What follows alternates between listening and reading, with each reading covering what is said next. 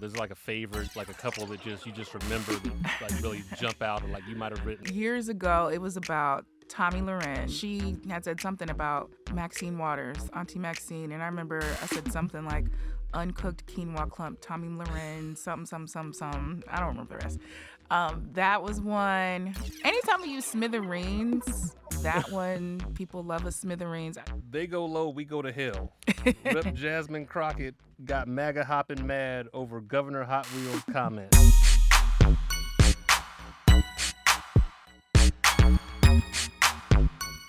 Hey everybody, welcome to another episode of Butternomics. I'm your host, Brandon Butler, founder and CEO of Butter ATL, and today we got one of my favorite people in the building. My favorites. I love that. You always do say that. That makes me happy. See, because it's true. It's true. See, you know, I'm not just saying it was on here. You know what I mean? True. That's true. The one and only Miss Dani Canada. Dani, how you doing? I'm good, Brandon. How are you? If I was any better, I'd be you. It's actually really smooth. That was good. That was good. You know, I've been working on it. I got a couple, you know, I got a couple here and there I throw out, you know what I'm saying? But it all comes from a good place. Yes. How you feeling? I feel good. It's a beautiful day outside. Spring in Atlanta is my favorite season, minus the pollen. Yeah. Oh, my God. It's very yellow out there. Oh, my God. I have to get a car wash today because my car is disgusting. It's going to be yellow again in 24 hours. It is. It's pointless. But, yeah, I feel good. Good. Well, I appreciate you pulling up. So normally, you know, people introduce themselves and we say, who are you? But you know what? Before we do that, I've been doing something a little bit different. Uh-oh. Okay? Uh-huh. I asked ChatGPT who Dani Canada is. Oh, my God. That's funny. And so I'm going to tell you what ChatGPT said. Tell me what is We're going to let ChatGPT intro you. Okay, come on. And then you tell me, you know, you fill in the gaps because I'm sure there's some stuff in here left off. But Okay. look, you got about 3 paragraphs in here, just so you know. Oh, I feel important. Okay, ChatGPT, know me. All right. Me though. Mm-hmm. Danielle Dani Canada is a seasoned entertainment journalist with over a decade of experience. She currently serves as the managing editor of Bossip.com, where she oversees the editorial staffs and crafts engaging content focused on Black and BIPOC celebrity news. Throughout her career, Dani has contributed to publications such as GQ, Jet, and Uptown Magazine. Her work has been recognized in prominent outlets like the New York Times and the Atlanta Journal-Constitution. In 2018, she was honored as an Atlanta Visionary Voice for Women's History Month. And in 2020, she received the Media Maven Trailblazer Award from the National Association for Multi-Ethnicity in Communications. Beyond her writing, Dani has made numerous television appearances, including on WeTV's Marriage Boot Camp and Bossip on WeTV, All Black Social Society, Sister Circle TV, and E's True Hollywood Story. She is a graduate of Hampton University's Scripps Howard School of Journalism and is a proud member of Alpha Kappa Alpha Sorority Incorporated. Yes. All correct. How was that? That was great, actually. That was perfect. It was perfect? Spot It's a on. little scary in it, though. It is. I'm like... Got all your business all on my there. business is out on the internet, but correct. Everything in that is correct. Yes. Well, what, did it leave anything off? What did it leave off? I'm a Marietta girl. Okay. I feel like Marietta girls don't get enough representation. I'm here to change that. I'm a Marietta girl, married at high school, married at middle school, A.L. Burris Elementary School, lived right across the street from Marietta High. So I'm a Georgia peach. One of the rare ones still left, like you. But can a man be a Georgia peach? What y'all call yourselves? You know, I don't know. I don't know what's the male version of a peach. You know, I don't know, but a pecan pie or something. Whatever. ATL. You're from Atlanta. I'm from Marietta. What else did it leave out? I mean, there are a couple extra awards in there that's not in there, but you know, everything else was pretty spot on. It didn't leave out like no Oscars or nothing, did it? No, none of that. No, right. no Oscar, no Emmy yet. Not yet. Yet. I would love an Emmy.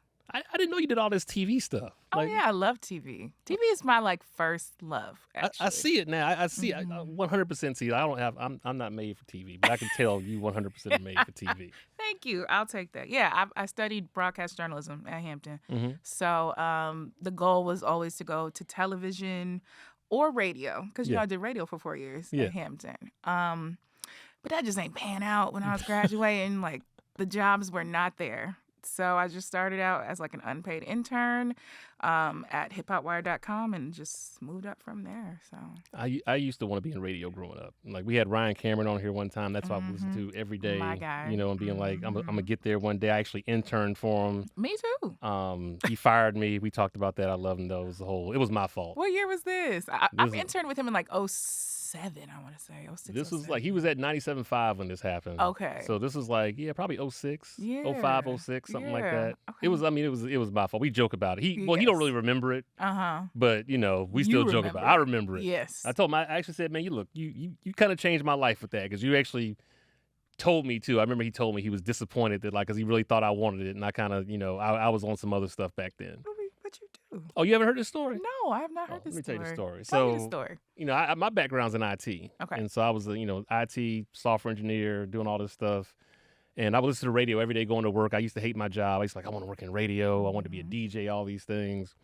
And so one day I was on my way to work, and I was listening to the morning show, and he said, I'm looking for an intern. If you want to be an intern, fax me a cover of your resume. Facts. That's Oof, facts. oof. He was Throwback. like, fax it or mail it in. And I was like, well, if I mail it in, there's no way in hell I'm going to get an opportunity, because, like, why would they pick my resume out of all the other ones? Mm-hmm. So I had this brilliant idea of, you know what, they're at 97.5, so let me get 97 copies of my resume. Let me get 97 envelopes and 97 stamps. I went down to the mail room. I was cool with the mail guy at work. I was like, yo, I need a bunch of stamped envelopes. And I mailed 97 copies of my resume to the radio station. That stood out. Probably about 3-4 days later, he called me live on air and was like, stop sending me your resume. You got the job. And I was like, I can't. And like, even when I went up there, my resume was like still coming in for like a week. Like 2 of them would come in. Like, they were probably so sick of you. Yeah, but you know what though? I cut through. I got through there. You But did. then, I had a little bit of ego back then. I was like, man, I didn't want to wake up at 4 a.m. and all that stuff. And That is radio. but again, it was one of those things where it was really interesting, because that was like right around the time Rashawn Ali and them had started. My girl. And, I always kind of wonder, it's like, man, if I would have stuck with this, like, you never know, right? But, right.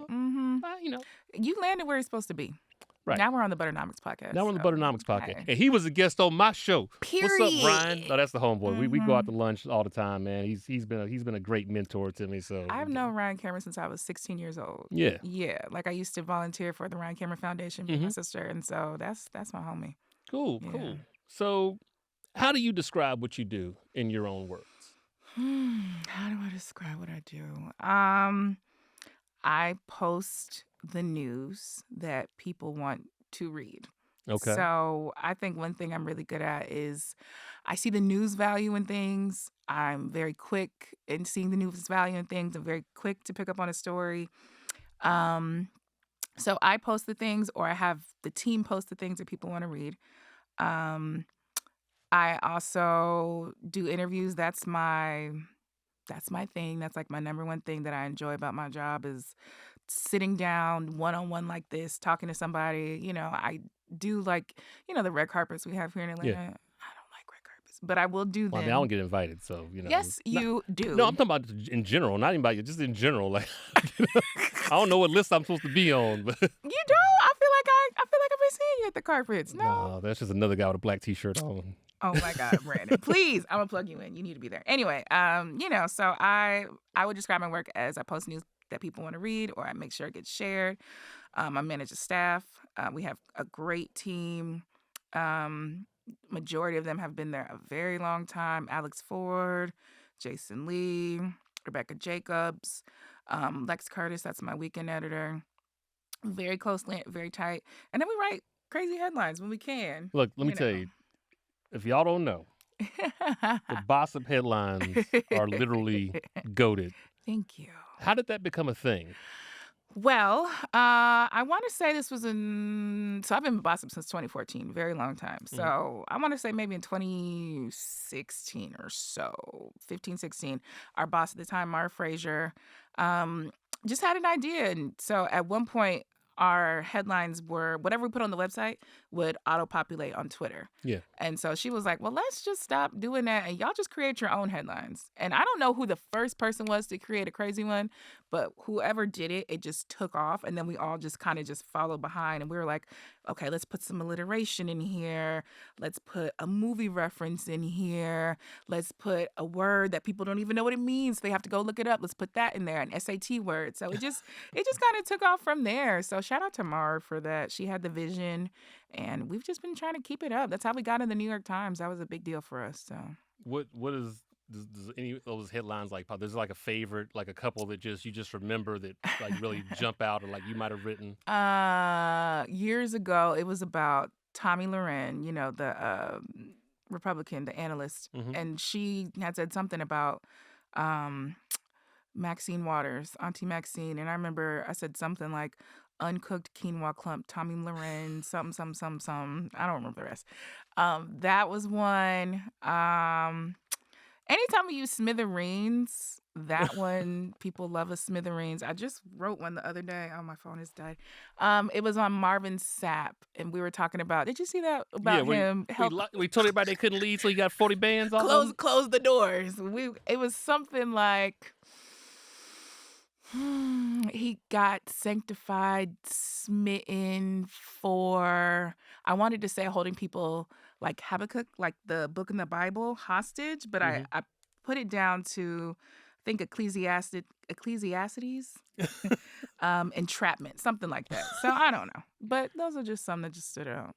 They go low, we go to hell. Rep. Jasmine Crockett got MAGA hopping mad over Governor Hot Wheels comment. That's Jason Lee. Shout out to Ja for that. Shakespeare and shenanigans.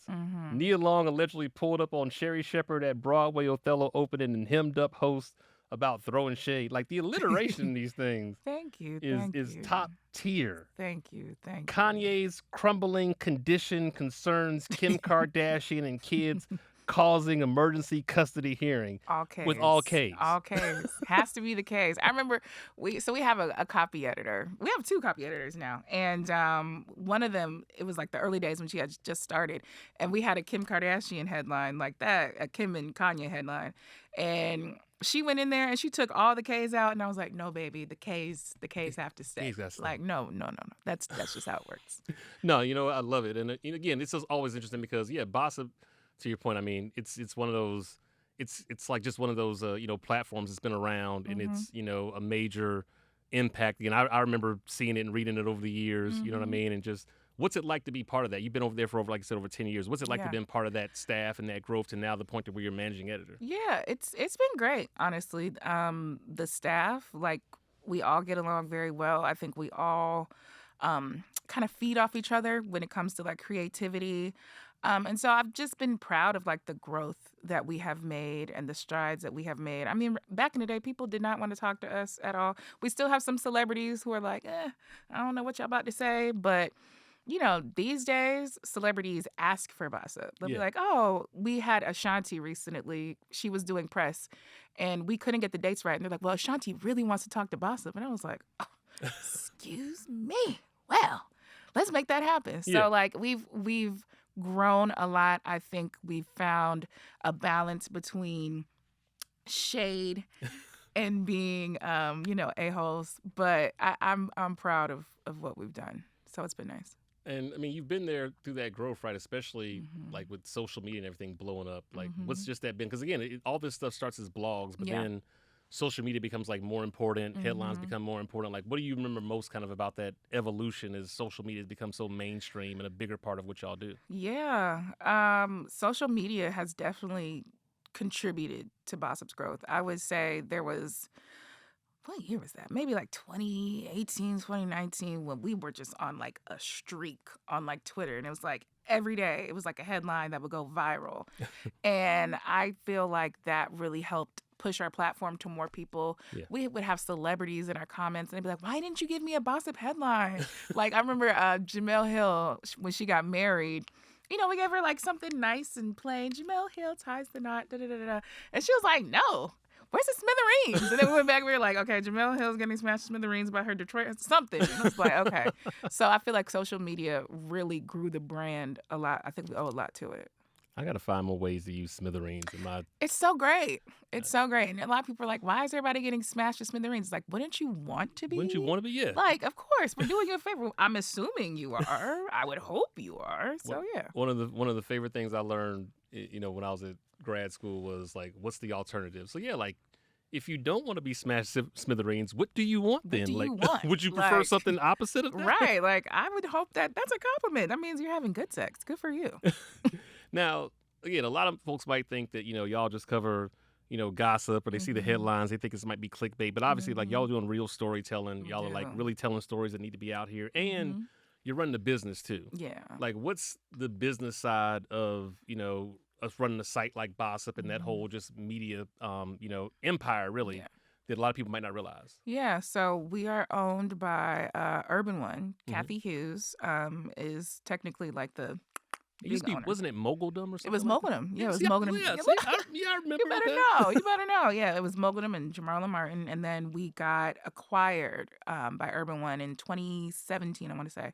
And so the business side is, we report technically to Urban One, to Kathy Hughes. So we are part of the I1 Digital brand. So it's Bossip, it's Madame Noir, it's News One, Cassius, Global Grind, and Hello Beautiful. There we go. Okay. And so we're all like interconnected. Some of the websites have the ability to post on one website, it pops up on the other. And so the business of it is Urban One pays the bills. And we just try to stay out the way and keep everyone happy. But yeah, we have a whole legal department. I think a lot of people don't realize that. So they'll be like, oh, why can't you just post this? And I'm like, so legal can yell at me? Yeah. Like, no, thank you. We have legal. We have a product team. They're the ones that design the website, make sure everything is flowing. We have our upper senior level management. Shout out to Allison McGevna. That's like our big boss. Shout out to Sam Steers, also one of the bigger bosses. And yeah, so they make sure everything run. I make sure everything runs on Bossip. Yeah. And how large is your team at Bossip? Not big at all. We are small but mighty. Absolutely. I think we're down to me, Ja, Alex, Rebecca, Lex. 5 now. Wow, y'all cranking all that out with 5 people. 5, and then we have our freelancers. Yeah. I will say that we do have our freelancers. I have my weekend team. Shout out to my girls on the weekend staff. They do a great job. Lex is over them. But yeah, so weekend staff, we have about 4 people. And yeah, and then so I guess 9 total. Okay. And from a managing editor standpoint, especially with a site like Bossip, I mean, I kind of think about it even a little bit similar like with Butter, right? Like you have to kind of have a little bit of leeway. People expect y'all to kind of do a certain kind of thing, but you still, even though you have fun though, you still got to be honest. You still got to talk the truth. Like how do you kind of balance that? Yeah. That push and pull between like, look, we want to show up, we got to cut through the noise. Yeah. We want to be relevant, but we also have a journalistic responsibility still to like tell the truth, like unlike some other places out there. Yes, 100%. So for me, I tell staff all the time, like if I'm editing a story and I say something and someone just puts something as fact, I'm like, well, how do you know that's true? Yeah. Like who said that? Like you can't just throw something out there without like any type of attribution. So it's like, according to AP, obviously Associated Press, it's going to be fact. So I think it's just big on citing your sources and citing the correct sources. Yeah. Like just because it's on the internet doesn't mean it's true. What? What? Shocker. But some people, they'd be like, oh, I read this somewhere and I read it on booboodafool.com. And I'm like, now we cannot cite them for this. So I am big on that. The last thing you want to do is get sued or get like a defamation case or a cease and desist because you just wanted to put something out there that you saw on Twitter. I remember one year we had a writer and she cited a random TikTok as a source. Like, according to this TikTok, it's not like it's a verified TikTok. It's not like it's journalist. It's just a random TikTok. And she's like, yeah, according to this TikTok of this random girl, so-and-so celeb did this. And I was like, girl, what? I was like, where did this come from? Or she'll be like, oh, I saw it on Lipstick Alley. No shade to Lipstick Alley. But I was like, girl, no, like we can't do that. We have to think about it as we are a big brand. And honestly, a lot of people could target us for a lawsuit because they're like, oh, they got it. Like, oh, well, let's sue them. It could be 5 million other people post about it, but you are a target because you are at a bigger brand. So I'm Yeah. like, you just have to be smarter about it. Yeah, again, you have a certain level of responsibility. Like, you can have fun, Yes. but yeah, there's when you become a certain size and you do certain things. I mean, I ain't as big as y'all. Butter ain't as big as y'all. You know what I mean? But Please. yeah, there you start to notice it, and you do start Yeah. to notice it. Like, okay, look, we do have a certain level of responsibility, and I know for us, there's always been certain stuff that we stayed away from. Yeah. Like, my thing personally has always been like, one, we don't. I don't like to talk about bad news. Yeah. I don't say that things don't exist. But I remember even, during during the pandemic and all that stuff was happening, like, I got to a point, it was after the Rayshard Brooks thing happened, Yeah. where I just was like, look, we're not posting anything about black men getting killed by cops. Absolutely. I'm not recognizing that it doesn't happen, and I hope that people don't look at us as like we're not being authentic, but like what I don't think people realize is, for me personally and the team, I was like, I don't want to come here and have to brainstorm content ideas to talk about this. Right, absolutely. Like, I'm not in a rush. And also, one thing I've even had to realize, because I didn't come from this like media world, is I have friends and relationships with people. And so, like, I remember a big moment also was when Javita Moore passed away. Like, Yeah. that was a friend of mine. Oh, yeah. Like, we have text messages together. Oh, my God. Right. And so, like, I remember when she passed away, I was like, do you know how hard and difficult it was to like go find a picture of her and like Right. have to post it. And so I've just kind of made a call to be like, look, it's not that we don't think that that bad things don't happen. And obviously, when things happen in culture, I mean, we want to talk about it and mention it. But yeah, just in general, what I'm not going to do, at least from a Butter standpoint, we're not going to stop what we're doing and pull over and try to be the first one to like spread some bad news. That's not y'all. That's not your brand. Like, Yeah. when I go to Butter, I'm like, oh, it's something fun. We're going to be talking about some kind of I like when you're like, okay, F it, just argue in the comments. Yeah. Like, I like that. I love the lightness of it. And so I appreciate that about y'all. Yeah, I mean, look, I'm not a journalist, like in the team, we do a lot of good stuff, but even with you and your background, I mean, you've done all this stuff from, journalism to TV and radio, like, what are some of the biggest differences? Like, how did you kind of end up on that path? Is that something you said you always wanted to do radio, but now you've done so much other stuff, right? Like, is this how you saw it going? Is it gone even further than that? Like, Yeah, I don't know if I saw it particularly going this way. So I always tell the story when I was like in, I want to say 3rd grade. I dressed up as like Oprah Winfrey, like one day, because I just loved Oprah. Like, I wanted to be her. I wanted to be exactly like her. That was always my goal. And so that always stuck with me for my career. I was like, well, one day I'm going to grow up and I'm going to have a talk show and I'm going to be like Oprah Winfrey. And so I was like, not so much. But I figured out there are other jobs in media that could lead to that. I almost went to Tennessee State because of Oprah. I'm glad I ended up at Hampton, but I almost went to Tennessee State because of Oprah. So for me, the path was always something media related. Brandon, I don't know how to do anything else. I'm serious. Like, I can't do math. I cannot do science. I don't think I've ever balanced an equation in my life. Like, this is me. I know I'm doing what I'm supposed to do because God didn't give me no other gifts. So this gotta work. This gotta be it. No, you gotta make it. You gotta make it do what it do, as they say. Absolutely. How do you think black media shapes storytelling, and like, what's the importance of black media in your perspective? Yeah.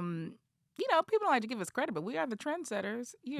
Black media, I don't know that we get the praise that we deserve. I think one thing I've noticed is that I think in Hollywood, actors and actresses are noticing more how black media has been treated. Because I don't know if you've heard those stories about how when you go on a red carpet, they put all the black media to the very, very end. And then by that time, the talent has been talking to so many people. They talk to E, they talk to Extra, Entertainment Tonight. By the time they get to the end of the carpet, they're exhausted. And it's time to go into the theater for their screening, so they don't want to talk to us. So I think black media is important because, for one, we tell stories that might get ignored, right? Like, maybe we're talking more about someone in Black Panther who is not Letitia Wright, right? Or maybe we're talking about someone who's in a movie who wouldn't get that kind of spotlight that they deserve. So I think black media is important for that because we can celebrate us, celebrate our own. And then, we make things cool. Same thing I was saying before with like the headlines. It works for the white celebrities too. Like, they'll be in our DMs like, hey, where's my headline? I love you. I read you guys all the time. So yeah. What now again, when you've gone out to these events, like, what's like a moment that just like sticks out to where you felt like, you know what, I made it. Like I can't believe I'm here right now at this moment. Oh man, Brandon, what a great question. When I felt like I made Because I'm sure you've talked to all kinds of interesting people, and there's just been moments again, whether it's even if it's not something that necessarily happened like is part of you doing the job, just part of you being in a space or connecting with somebody like that. We have a couple moments that stand out. Well, I just feel like anytime I do an interview and I feel like the celebrity is kind of surprised hmm at how well I do it, I'm like, ah, yeah, I know, thanks, that's me. That's one of those moments. I feel like I've had moments like that with like Gabrielle Union years ago. She is awesome, or at least her team was at the time with how they treated the Black media. Yeah. We did it at like the St. Regis Hotel, and it was beautiful. We're sitting here like this, like together, like on a couch, chatting. That was big. Um, you know, anytime you get invited to sit down like one on one with a celebrity like that, or you do like a junket, Yeah. and a lot of times you don't get invited to certain junkets, but if it's a junket where you feel like included and you get to have like that moment of like connection with a celebrity one on one, and they're like, "Oh, great questions." It's like, yeah, okay, I know what I'm doing. Like I'm Yeah. doing a good job. Yeah, it's interesting. I mean, like there was this whole situation. I don't know how much you've been tracking. It's like been going on with LeBron James lately. He's got this whole beef with Yes. him and Stephen A. Smith. Yes. I don't know how real it is. That's a whole different conversation. But Mhm. like it was interesting watching, when he actually, because LeBron doesn't do like a lot of in-depth kind of He interviews. doesn't, yeah. And he went on to the Pat McAfee show. I did see that. And I just thought it was interesting. Like I was actually talking to my guy Ray Daniels about it. I thought it was interesting because to Ray's point, it was like, that's cool you went on that platform, but imagine if he would have went on a Black media platform. Yeah, somebody, I think it was Scotty Beam, was asking why he didn't do that on like the Pivot, Yeah. Pivot. I'm like, why would you not talk to them about that? Yeah, That was because interesting. one, it would have literally, or even a smaller platform. Again, it could have literally changed the trajectory of somebody's career That is so true. to have that kind of conversation, right? And so, I mean, it's easy to go on the biggest, megaphone and talk about this stuff and say all these crazy things, but the reality is, like, I think even with celebrities and everything else, like, there's a lot of opportunity for them to, come to some of these other platforms. I'm not gonna call them smaller, but like just platforms they wouldn't necessarily go to, and it helps shine light. Yeah. Because again, it gives you all the opportunity to like tell stories, and it also helps just validate all the hard work y'all are doing to know that like this person actually came over here and said, I can go anywhere in the world, But I'm coming gonna to come y'all. to you. Yeah, no, that's true. That's like a lot of Black press feels that way when you see a celebrity and have like a baby announcement or a Yeah. marriage announcement, and they immediately go to people. No shade to people because they do a great job, but it's like, damn, what about the Black outlets? You could have just broke it here with us, So it's good when you see like they go to like Essence or they go like Ebony, but more often than not, they're gonna go to like a big white publication. Yeah, we gotta do more about that. Y'all need to come over here, man. Come holler at Dani and all the folks now. Me. Tell me. They got people. They got people out here listening. They need them over here. They need y'all over here. Exactly. And so much about content now is around like algorithms and engagement. Like how do you Yes. balance what you think the people want to hear versus like what the culture needs to hear? That is a very good question. Yeah, it is about algorithm. It's about engagement. It's about page views, time on site, unique visitors, all these things that are like factored into it.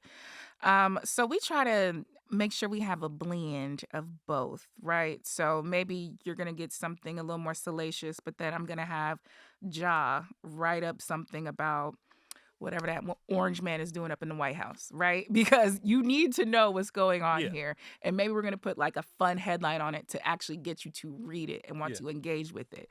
So you have to find ways to make balance for it. That's something our bosses are very big on. If there's a big political story, then everyone's supposed to kind of write about it, right? Not just News One, where that's just their brand. So it's about finding a way to do both. So yes, we want to get this big story out because we're getting a lot of page views, like the Marvin Sapp. But then also, we want to make sure that we're giving you something else that you need as well. Okay. Now you've interviewed everybody. You've done TV. Your byline is all over the place. Like, what haven't you done that you still want to do?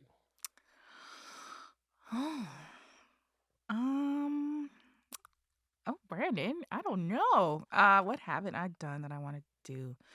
I want to do more television Mm-hmm. for sure.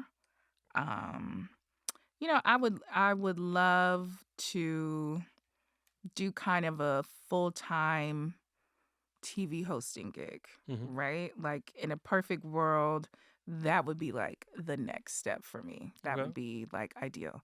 I remember when I was in college, I was telling my professor, shout out to Vandora Williams. She didn't like me, but that's okay. It's a whole nother story. But I was telling her, I was like, gosh, I wish I could be on The View one day. And she was like, I just she was very much so like an old school journalist, Yeah. print journalism, very much so like by the book. And she was like, it's just vapid and it's a waste.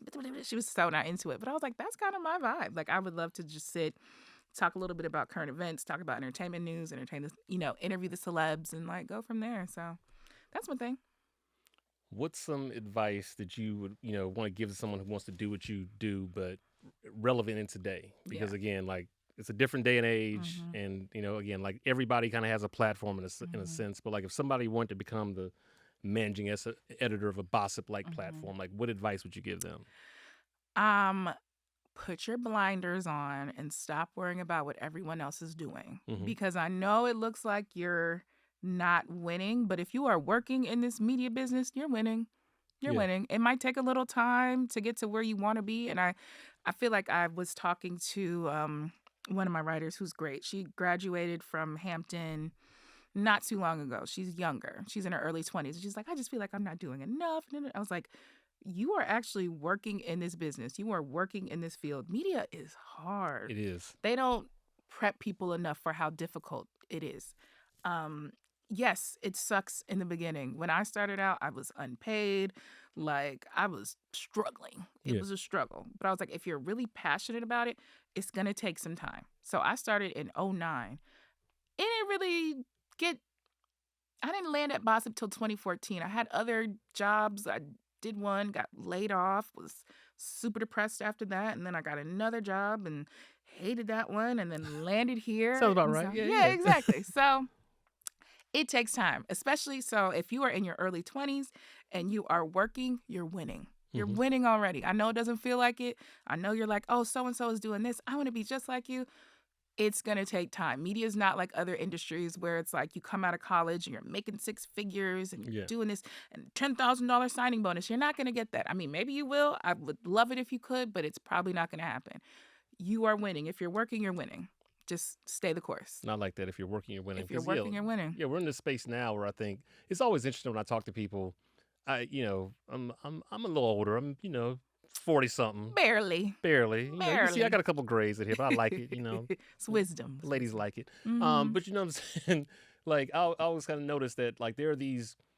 I don't know. I want to call them like moments that people they have like this imaginary timeline in their head. Yeah. And I kind of tell them it's like, look, you can't gauge your life by somebody else's highlight reel. Like for some reason, it's interesting, right? Like people are like at 25, like, Mhm. oh my God. It's like, look, you're comparing yourself to LeBron. Exactly. Like, yes, I know LeBron was making $100 million, but he's It's also different. It's there's also one different. LeBron. Yes. You know what I mean? Yes. And again, you can't sit here and what I've learned is it takes time. It takes time. It takes time. It takes Mhm. and it takes consistency, and you got to show up. And there's no shortcuts to this thing. Like Exactly. you got to do the work. You have to do the work. You got to That's what I lean always in, say. and yeah, I just wish more people would kind of understand that. To your point, like if you just do the work, Mhm. you work with integrity, and again, like I Mhm. was having this conversation with somebody too. It's like I think the luckiest people are the people that know what they want to do early. Yep. Like I am insanely jealous of a 10-year-old that knows he wants to start a business one day, or he wants to be a managing editor or something one day, or she wants to be a managing editor one day, right? And like Mhm. because what that does, it gives you the ability to spend years and years working on that thing. Exactly. And so I think again, the sooner you can kind of figure out, even if it's not what you want to do. I have a friend of mine that says life is more about motion than direction. That's a good point. I like You that. got to keep Mhm. moving. Exactly. You got to just keep kind of doing things, and Mhm. eventually you'll kind of figure out, because you couldn't have told me that this is what I'll be doing 10 Right. years ago. Exactly. Mhm. Maybe a little bit, but again, like Mhm. it's funny how things come together Yeah, it sometimes. just works out. Yeah. It just works out. That's just what it is. So look, we Mhm. call this show Butternomics Okay. because it's about how culture moves and how Mhm. culture impacts business and all that stuff. When you hear the word Butternomics, what does that mean to you? Honestly, the nomics. I was like, are we gonna talk about money? I mean, we can always talk about money. Let's not though. Let's not, because I'm really bad at it. Yeah, Butternomics. I thought it was like about like culture and like money and like making money, pushing like the culture forward. Yeah. Is that it? Yeah, that's what you're doing. Oh yeah, well yeah, sure. You pushing the culture. Like, Yeah. is Bossip not pushing the culture forward? We are pushing the culture forward. So you know what? Because Bossip is pushing the culture forward, I did something a little different here. What did you do? I said, write me some headlines as if it was Bossip for this episode with Dani. So I'm going to read a couple of, you the managing editor. Okay. I'm going to read a couple of headlines, and this is what we're going to probably end up titling this episode. Oh, that's hilarious. Okay, so I love that. Let me see what we got. Okay. Managing the mess and the moves. Dani Canada on Bossip, Black culture, and building media legacy. I don't like that one. No, I don't like that one. Yeah. Bossip's big boss. No, that's starting off. But hold on. I told her, I said, make it better. Here we go. Okay. Okay, let's see. From blogging to bag securing. Dani Canada on how to make the gossip game pay bills. A little bit. I got it. I'm not mad. Okay. Let's see. Dani Canada been new. What? How Bossip's queen of clapbacks turned culture into a career. I will say this: I like queen of clapbacks. I don't know if that's what you are. I'm are. really the queen of clapbacks. But I definitely like that. I like culture into a career. I Culture into a career. I do like that one. Okay. I like that. From clicks to clout to coins, Dani Canada's guide to the business of Black media. Clicks to clout to coins. I don't hate it, honestly. I honestly don't hate it. That's funny. Post, power, and paychecks. How Dani Canada turned the tea into a thriving career. I kind of like that. Okay. Moving up. I'm not hating it. Okay, ChatGPT. That's funny. Blogs, brands, and Black girl brilliance. Dani Canada been that boss at Bossip. Been that. I love the vernacular. Wow. That's cute though. I don't know. We gonna remix it some way. You tell me. I mean, any of those like directionally you kind of feeling like just, I like the culture. Bits and pieces of Yeah, the culture to a career. Okay. I like that. And what was the thing about the tea? Where was it at? It was like the turn tea into a thriving career. That's kind of cute. That's kind of that's in there. Okay. I like Black girl brilliance. We'll take that. Okay. Never mad about Black girl brilliance. Okay. All right. Okay. So we getting somewhere. We're getting somewhere. All right. Well, look, Dani. Before we get out of here, I appreciate it. Like, just let the people know how can they learn more about you. How can they support what you're doing and what you are. How can they obviously everybody knows what Bossip is. But you got to give Bossip a shout out too. Yes. Shout out to my employer. I always say that. We are at Bossip Official on Instagram, at Bossip on Twitter, Bossip.com on the internet. You can follow me at I am Dani Canada. It is not Danica Nada. A lot of people have been calling me Danica lately. And I was like, I feel like it looks like I am Dani Canada, but people think it's Danica. I might put something in there to break it up. But Dani Canada, DaniCanada, like the country. No, I'm not from there. That's just my last name. But yes, follow me on all your platforms. Tea takes and tenacity. How Dani Canada brewed Black culture into a thriving career. Oh, I kind of like that. I like the brews. It's getting closer. Okay. It's getting closer. It's getting closer. It's getting the vibe. It's getting the vibe. Okay. Oh, Come man. on, AI. Wait, Dani, I appreciate you pulling up. I appreciate you. Oh. I appreciate you, Brandon. I was thinking, I know we're trying to wrap, but I was like, how did I first meet Brandon? And I was like, I have no idea, but I just met you and I instantly liked you. I was like, who is this? Be outside a little Where bit. has he been? This is a good person. So thank you for having me. I appreciate it. Thank you so much. I appreciate you. Congratulations on everything. Again, as a person who for a long time was just on the sidelines and giving y'all some of those clicks, it's an honor to have you here. Thank you. Congratulations on everything. We can't wait to see, where all this goes. So thank you, friend. Go be great. Thank you, friend. I'm trying to be like you. Oh, man. Well, I appreciate you. And that's it, y'all. That's the pod. We out.